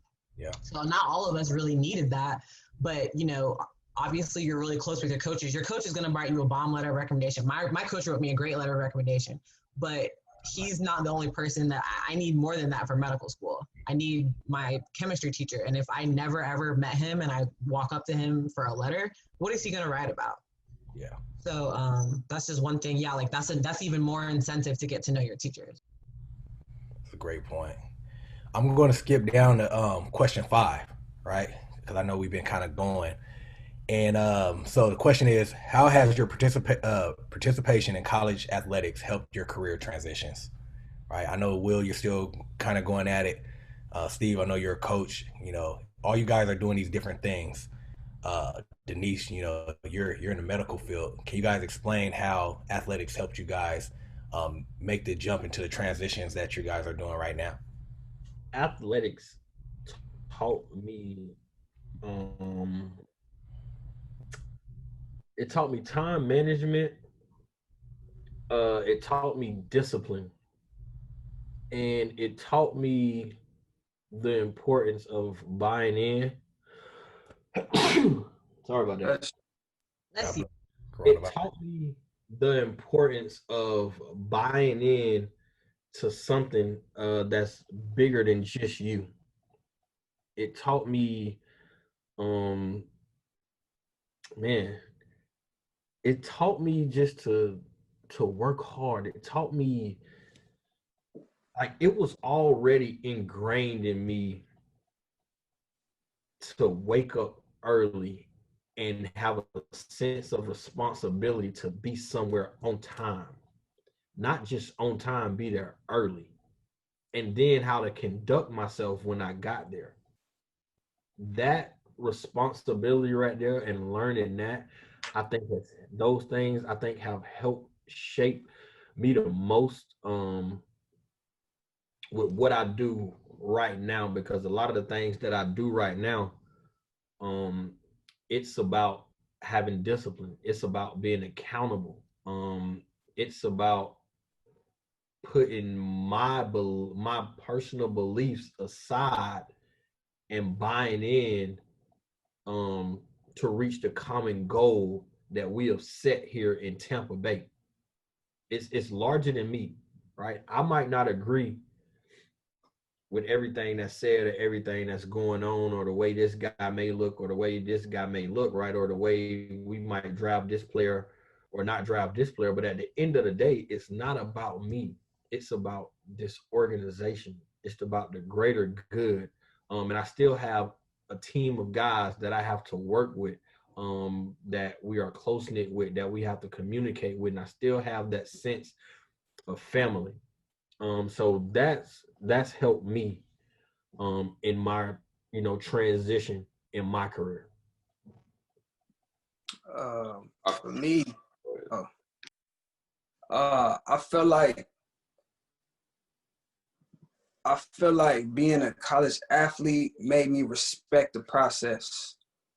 I feel like it made me respect the process in everything that I do, whether it's now, even though I'm still an athlete, trying to get into the business world, trying to get into real estate and other business endeavors, and respecting the process and not going into anything feeling like it was ever given to me, because for everything that I ever got as an athlete or accomplished as an athlete, I had to work so hard for it.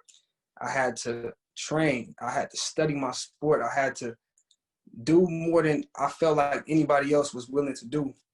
And so I felt like that is what I feel like I had to take into everything that I do. You know, at this point, even with relationship with my wife, at this point, putting that same energy that I put into, you know, trying to be the best athlete, putting that into relationships, putting that into, you know, everything that I do. I feel like also understanding that it's not going to be easy, and it's going to be ups and downs. You know, I feel like as an athlete, I went through so many ups and downs, injuries, not to mention just the practices. That's just hard. Sometimes you just get broke, you know, and you got to bounce back from that. You know, and I just feel like that's life, period. That's a life lesson. You know, every day is not going to be the best day. And you got to bounce back from it. You know, it's sometimes you going up the mountain, sometimes you coming down, you know, and I feel like sports taught me how to handle that. I shouldn't say it taught me that, but it taught me how to handle that and how to maneuver through that and just kind of stay even with my faith, you know, and always have faith in being able to make it through and coming out on top.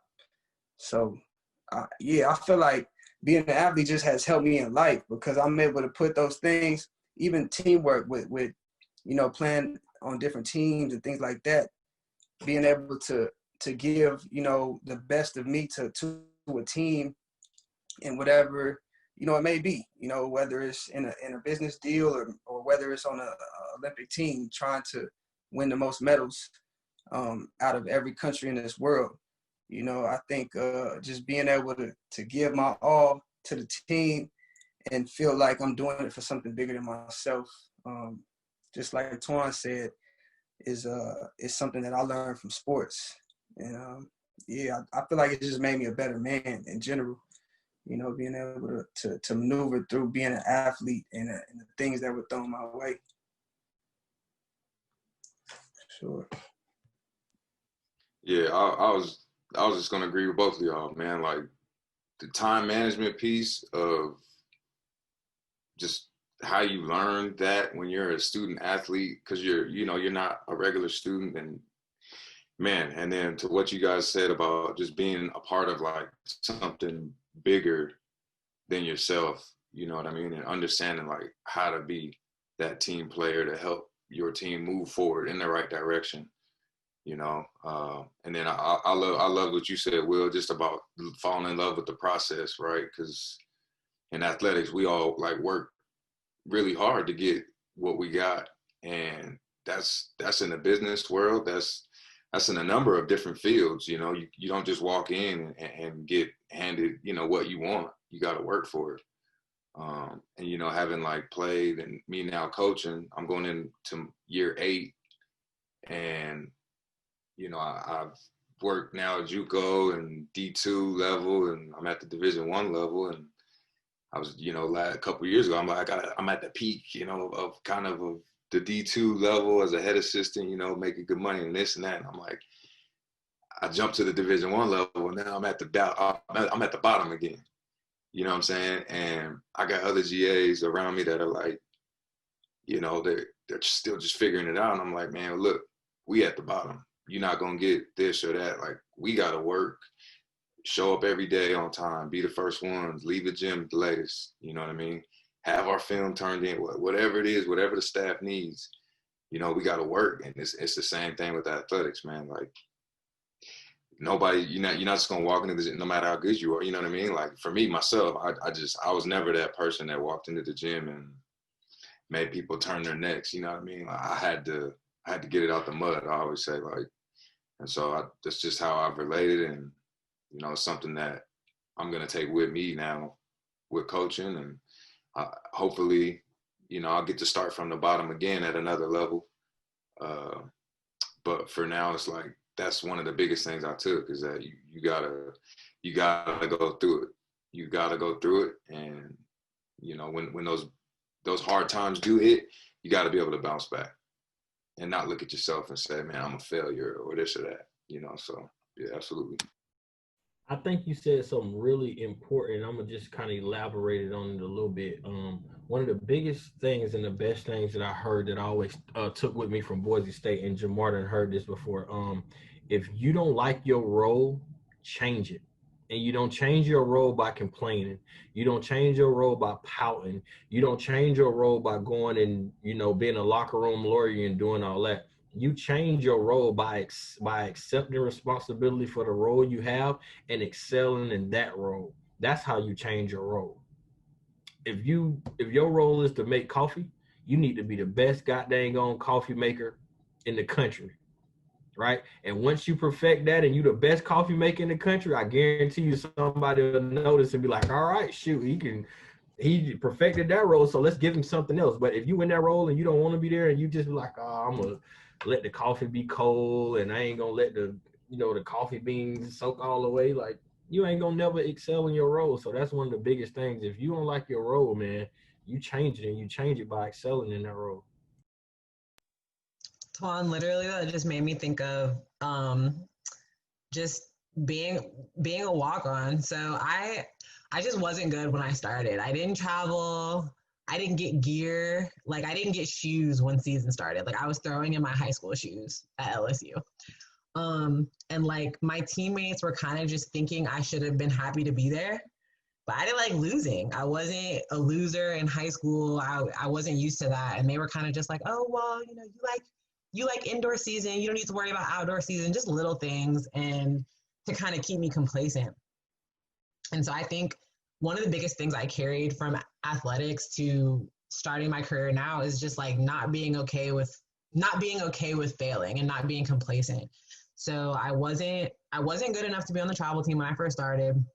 I really just worked my butt off the summer after my freshman year and ended up just my whole track and field career was just a whirlwind. I broke the school record after like almost 10 years, my sophomore year, and it just went up from there. And still dealt with failures, just not doing well at some track meets and just having to just, be a mature person and look at myself and see what's wrong. Just like Steve was saying, like, you're not just going to get handed things. You have to work your butt off. So one of the things I learned through that is just, I wasn't good enough at first, and I just worked hard to be literally the best in my event. And it's like it's a similar situation to my pathway to medicine because at first I didn't get into medical school at first. Went to grad school, grinded, did better on the entrance exams, got into medical school, which was such a blessing. And even fast forward to my position right now, I'm matched into orthopedic surgery, which is one of the least diverse fields of medicine, period. General surgery, OB-GYN, ENT, none of that. It's very, there's a huge paucity of women. There's not a lot of African-American women. And so just trying to break into trying to be a walk-on, trying to get into medical school, trying to be orthopedic surgeon, just trying to break into fields where so many people are telling you you don't belong, can weigh on you. But being an athlete and going through that and failing, as a younger person, it makes you stronger, and it makes you able to deal with those setbacks. And yeah, I mean, you're not upset just like a normal person. We're human, but do you stay down or do you use that to look into yourself and say, hey, like, what do I need to improve myself? And this is the last thing I'm going to say. I just remember when I didn't get into medical school the first time, one of my top choices was LSU's med school. And I remember I was already in grad school, but I was reapplying for medical school. And I was going to one of the alumni meets in Baton Rouge. And I was like, let me go to take a trip to New Orleans and try to meet some of their people and just see, and just shoot my shot and see, what will it take for me to get accepted to y'all's medical school? Because I was reapplying. And I went to the track meet, segued over to New Orleans, and just sat down with some of the people on the admissions committee and was like, look, this is the application I applied with last year. I did my best, but obviously I know I need improvement. I didn't get in. What is it that I need to do? And I think having that kind of self-reflection only comes from failure. When you're doing well and you're on top, you don't look at your film and say, well, what did I do to mess up? No, you won. Unless you're Jamar. No, you won. You're number one. You're like celebrating yourself. So some of the things that failure teaches you is invaluable. And if I learned anything from being an athlete, it's that. And orthopedic surgeons love athletes. So on the interview trail, that's like all I talked about. And so it made for great stories. And they know that I'm going to work hard. Athletes work hard, unless we wouldn't make the team. So right off the bat, whatever job you're eventually going to apply to, if you're an athlete, there's so many ways you can use that to your advantage, because these people know, at least on paper, these people know this person's going to work hard. So if you learn anything, try to keep that value, because people want athletes in whatever field and whatever workforce you're trying to enter into.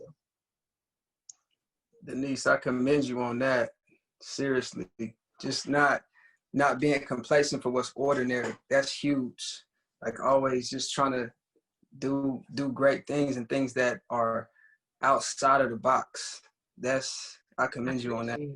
I appreciate it. Yeah. Just do it. That's huge. Thank you. Track's an individual sport, so we're cheering for ourselves. But you are your biggest advocate, just like Steve was saying and Brianne was saying. Y'all were sending out y'all's own films. A lot of people at schools, in high school, their coaches do that for them. And and nobody's checking to see, oh, did Brianne get a scholarship? Like you are your biggest advocate, and you made that happen, and you ended up at Boise, and it sounded like it was a better experience for it. So you have to promote yourself. Sure. I agree with everything that everybody has said. Just learning how to be resilient, the work ethic, the discipline, those are things that I think are easily overlooked sometimes, and we're like, oh yeah, everybody does that, but that's not true. That's why not everybody's a college athlete, and it weeds people out really quick, even in just the recruiting process. So I just wanted to echo that. And something that I don't think I realized until I graduated and started coaching, and I remind my current players of this often, that when you're a student athlete, it's the only time in your life that there is an entire department on campus that is hired to make sure that you reach your potential. And I didn't realize that when I was a student athlete. And looking back, I think everybody on this call would agree that it was hard, but real life is a lot harder. And being a student athlete was easier than where we're at now. And we would go back there in a heartbeat. And so that's something that I always think about, is you're never going to be in a place again where you have teams of people that their job is to make sure that you succeed, whether that's academic advisors or coaches or tutors or whatever, athletic trainers. Like that's their entire job, is to make sure you reach your potential. And then it just gets harder. Life just gets harder after being an athlete. And some of those skills that we learned during that time are invaluable and are immeasurable. And sometimes I don't even think we realize how much we get from that. And a different thing that hasn't been said is I'm really grateful for being just around a variety and a diverse group of people, people from all different walks of life, different stories, different places around the country, and just learning that we're all trying to achieve the same thing, and just understanding people and where they're coming from, and having just a different perspective and respect for people, I think is huge, and has really been a huge thing that I've taken away from being an athlete, just in life, and then also coming into the coaching world, and just remembering that we're people. We all love sport and the sport that we're doing, and we have goals, but at the end of the day, we're still a person, and we're not just this robot that has no feelings or has different goals or interests. And so that was something that I've really grown to appreciate from my time of being an athlete, is just being around a lot of different people and learning what that looks like, and understanding them, and being able to love them. So that's such a good point. I agree 100%. So I'll keep my answer as brief as possible, since most of it's been covered, but so much of being an athlete is the unknown. You don't know what's going to happen. Very few things you can control. But one thing you know for certain is that you're gonna fail. It's gonna hurt a little bit. It's gonna be uncomfortable. You're gonna get put on blast in front of a stadium, in front of in the locker room, behind closed doors, where there's no governor on any kind of things that are said by the coach or anything else. And the coach is going to do it sometimes intentionally to see who is going to be strong enough and thick-skinned enough to get through that. So once it comes time where you're walking in the stadium, you look left, you look right, you're with the track team, you're with the volleyball team, you're with the basketball team, it doesn't matter. You know that person got your back, that person got your back. And that being part of something that you know you all just had to suck it up together. Those are the things that last. And then on top of that, over the last 11 years where I work, been very fortunate to work with a lot of guys like JT. So you have access to these guys and the experience they have. So, you know, you ask them questions like, no, what you know now, what do you wish you knew back then? And over the time, it's kind of boiled down to the 6 things. One is self-awareness, and it's not, I mean, it's 100% honest evaluation of what you do on the court, field, gym, but classroom as well. You have to be an active participant. You have all these resources. You can't just go to the tutor, go to study hall and expect that you're just going to get good grades. You still have to put the work into it. An extremely high level of accountability to the teachers, the staff, teammates, and majorly by the support system that's supporting you through all this. For the time management, you have to have some form of a plan and a strategy. To help with that, you got to have a good routine. And then at the very end of it, all those don't mean anything by themselves. You need the discipline to then tie all of those together. And, you know, like I said, I forget who it was. I think it was it Steve or Will? You're talking about the reason, yeah, it was Steve. I think he said the reason you're a coach now is because you've had great coaches. And I have the same feeling. I've had great coaches in high school, college, professional level. And if I don't at least try and pass some of that on now, then I feel like I'm wasting it. Exactly. Yeah. No, for sure. Told people that numerous times. I mean, if I was to be doing anything at this point, I'd feel like I'd be cheating the game. So that's just kind of, it felt like my calling, and I fell into it, and I've loved it ever since. And yeah, no, absolutely.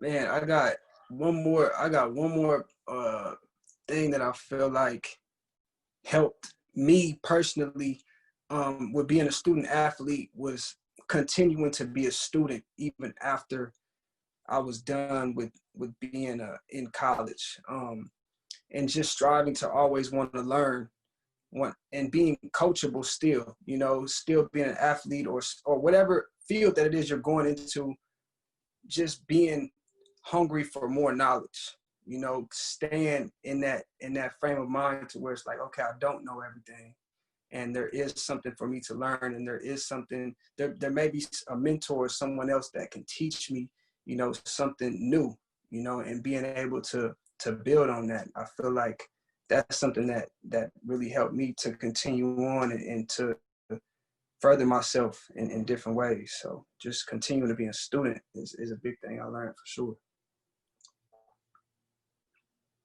All right, yeah, no, those are really, really good answers. So I know it's laid back east for a few of you guys. You guys are in central time zones. Everybody's kind of like in a different time zone. So just take us home with this last question of just any advice you would give prospective collegiate athletes, right? Like, what is one thing, or if you know, well, yeah, what is one thing you would tell somebody that's in high school right now that wants to play college sports?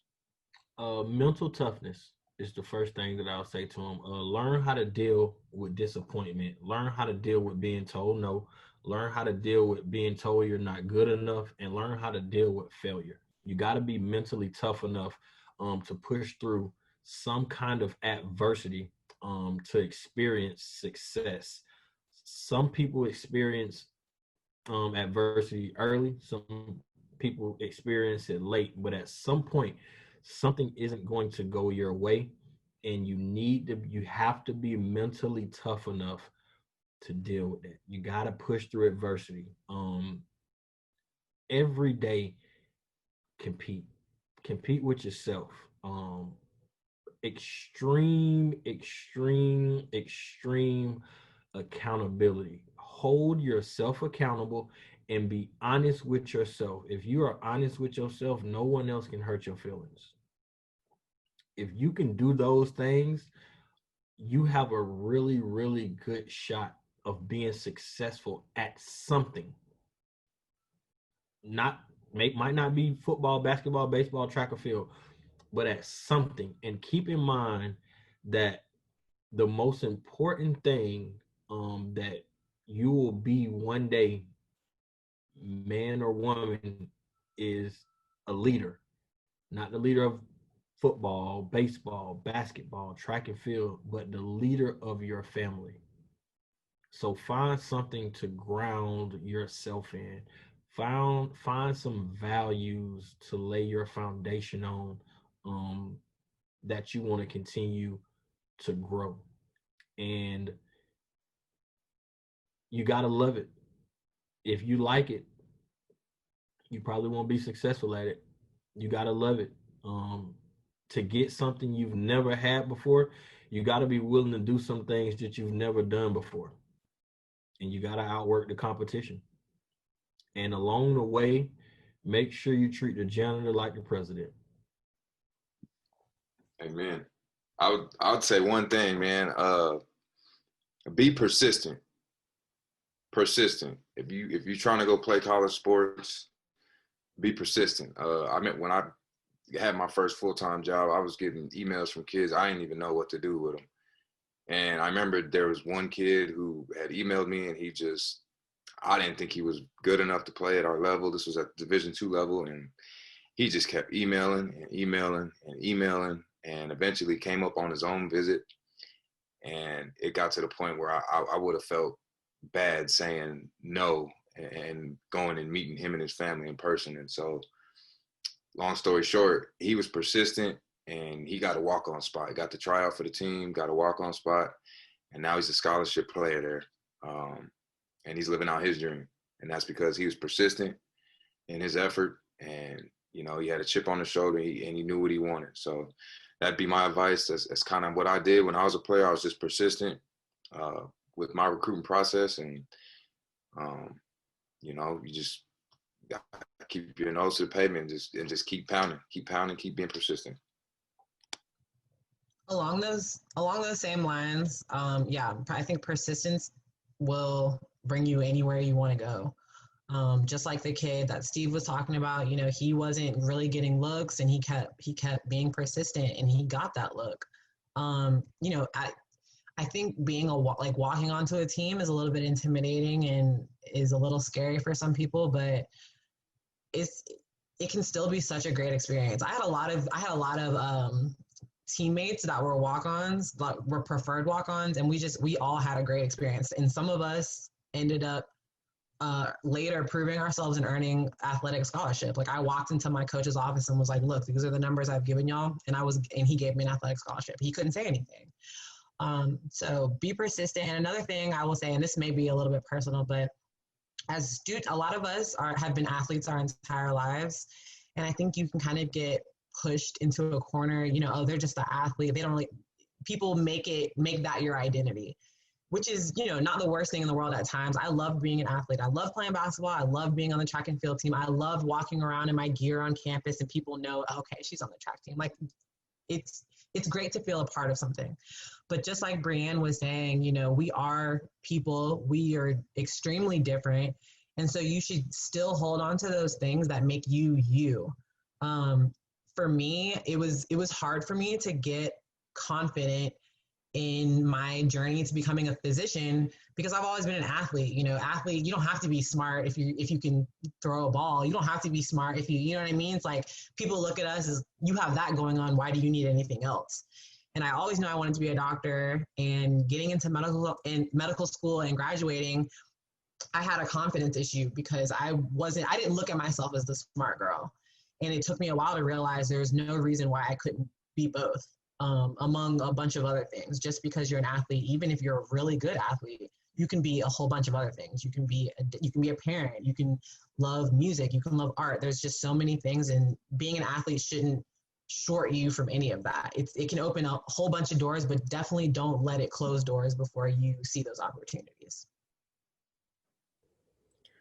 I would say Man. one thing that I wish that I would have done and didn't, and I tell recruits all the time now, even kids that I'm recruiting, is go visit a lot of schools.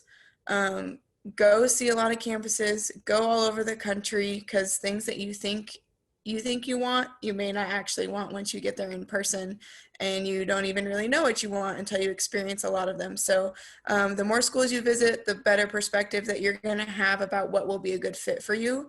And I think another good option is to go to camps that are offered.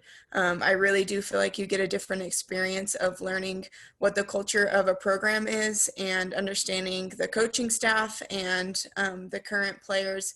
I think that's really, really important. And you don't learn that just through a normal campus visit or just from talking with a coach. I think you need to be in the gym with them as well. So those are two things. Go visit, and if you can go to camp, I think that's a really, really valuable experience.